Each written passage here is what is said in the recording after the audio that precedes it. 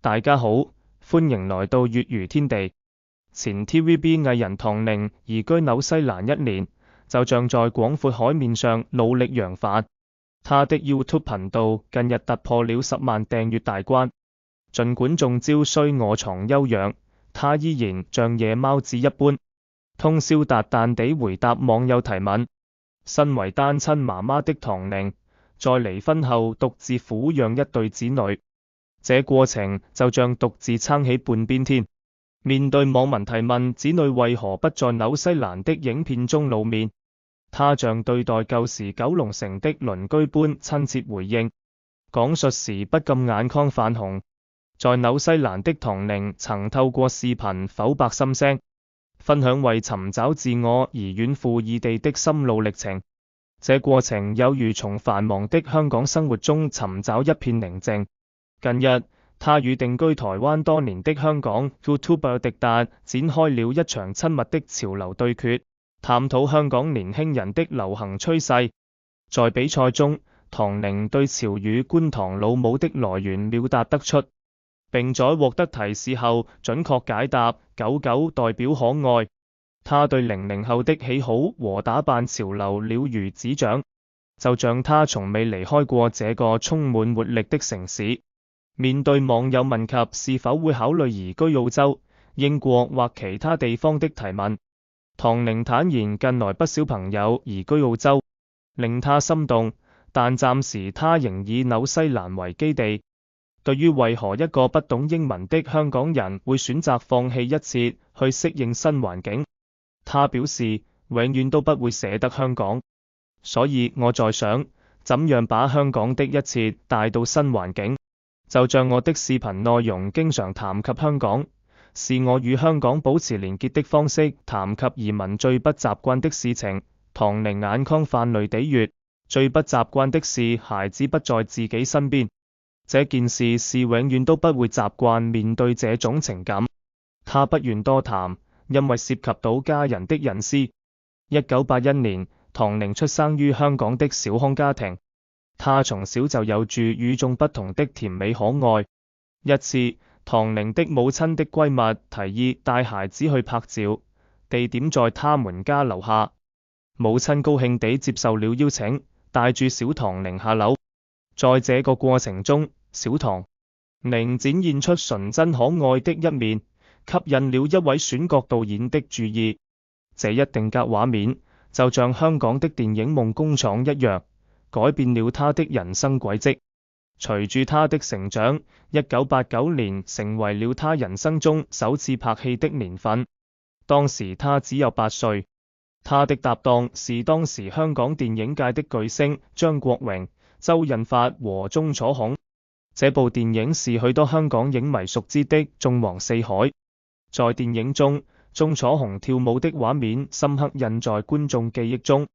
小唐寧則在影片中飾演童年的紅豆，成為經典之作的一部分。儘管戲份不多，但憑借他開朗的個性和可愛的笑容，他在劇中成為了大家的寵兒。特別是張國榮對他格外喜愛，還將他視為自己的妹妹。如果與當時備受矚目的李嘉欣是財富部首，那麼年僅8歲的小唐寧則是親情部首。1990年，小唐寧再次以他可愛靈動的形象征服觀眾，也征服了黃家駒的心。在電影《Beyond 日記之莫欺少年窮》中，他扮演了黃家駒的妹妹角色，以他的天真無邪成為了影片中的亮點。嗰個角色喺戲裏被黃家駒當做真妹妹咁對待，就連戲外佢哋之間嘅感情都深似真兄妹。電影完成拍攝嗰陣，小唐寧嘅心情好複雜，眼淚就咁止唔住流，因為佢真心將黃家駒當做親哥哥，咁嘅真情流露真係感人至深。值得一提嘅係，隔咗1年，就係同一年2部大戲相繼上畫。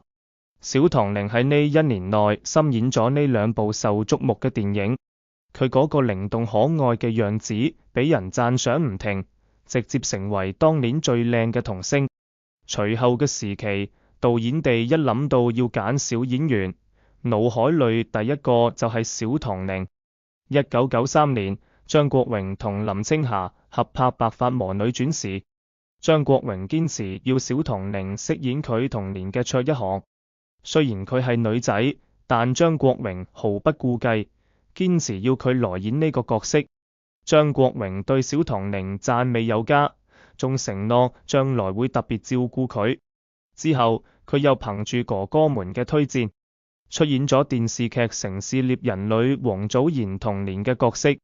2003年，唐寧受邀參演古裝神話劇《牛郎織女》，有溫兆倫同郭羨妮領銜主演。佢則扮演一個重情重義嘅小喜鵲步喜兒。不過，佢始終要做港姐冠軍們嘅配角，因為佢嘅樣貌唔符合主流選美標準。有人甚至戲稱佢唔具備主角臉。2004年，唐寧終於首次擔任大劇女主角，嗰劇就係《大唐雙龍傳》。儘管未正式上映，但喺香港已經引起極大關注。畢竟，《大唐雙龍傳》改編自武俠大師黃易嘅作品，就好似金庸小說嘅忠實擁躉一樣。呢部小說都有好多粉絲，不過電視劇對原著做咗好多改編，搞到原著粉絲強烈反對。然而喺內地，未讀過原著嘅觀眾就對呢部劇反應熱烈。唐寧演嘅施飛萱，這角色曾經有人戲稱為香港小龍女，因此相比香港，唐寧喺內地嘅知名度更加火爆。當時 TVB 被揭露出富豪飯局嘅內幕，搞到整個娛樂圈掀起一場風波。傳聞話，無論演員嘅知名度同經驗，只要想做女主角，就要陪富豪食晚餐。呢實際上係一種潛規則。就係喺呢股風潮影響下，好多新晉 TVB 小花快速崛起。面對呢種環境，唐寧選擇離開 TVB，去大陸尋找新機會。佢明智地轉換戰場，暫時避開咗呢場殘酷競爭。事實上，唐寧離開 TVB 並唔係因為所謂嘅潛規則，呢個只係媒體嘅猜測同炒作。2005年，佢同霍思燕合作拍咗電視劇《新聊齋志異之小謝》，佢飾演嘅小謝角色深入人心，成為好多人心中嘅白月光。唔使同 TVB 時期咁，喺大陸嘅唐寧似乎更加得心應手。佢無需同其他港姐爭美，亦無需同富豪應酬食飯，只需要全心全意投入自己中意嘅事業，咁樣令佢感到更加自由同輕鬆，可以真正享受自己嘅工作。但係佢平靜嘅生活好快就被一位叫鄧偉傑嘅男人打破咗。鄧偉傑係一位有住滿臉鬍鬚、禿頂嘅戲劇導演，佢嘅獨特外表令人印象深刻。喺唐寧參與嘅第一場舞台劇開始嗰陣，鄧偉傑對佢產生咗強烈嘅吸引力，佢嘅才華同魅力令唐寧無法拒絕。到咗2010年，唐寧同鄧偉傑都迎來咗佢哋人生中好重要嘅時刻，決定步入婚姻嘅殿堂。當時唐寧年僅29歲，而鄧偉傑已經42歲。婚禮嗰日，唐寧激動到幾乎忍唔住眼淚，佢喺哭柱中完成咗整個儀式。佢深深感激終於揾到自己嘅幸福。對佢嚟講，外表唔係選擇伴侶嘅決定因素，佢更加重視對方嘅才華同內在品質。唐寧堅定地表示，我相信真正嘅愛情應該係建立喺內涵同才華之上嘅。半年後，佢哋迎嚟咗一個叫俊俊嘅兒子，而到咗2015年，唐寧又迎嚟咗一個可愛嘅女兒，令佢哋嘅家庭完美組成咗一個好字。喺短短幾年間，唐寧從一個少女變成咗小婦，最終成為咗母親。為咗更好地照顧家庭，佢開始漸漸淡出演藝圈，唔再深演電影，唔再接受任何工作邀請，甚至盡量避免同記者接觸。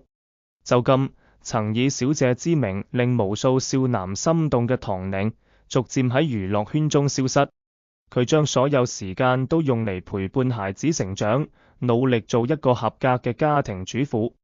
但係現實冷酷地俾咗佢一個慘痛嘅教訓，佢嘅婚姻都經受唔住經歷咗3年之痛同7年之癢嘅考驗。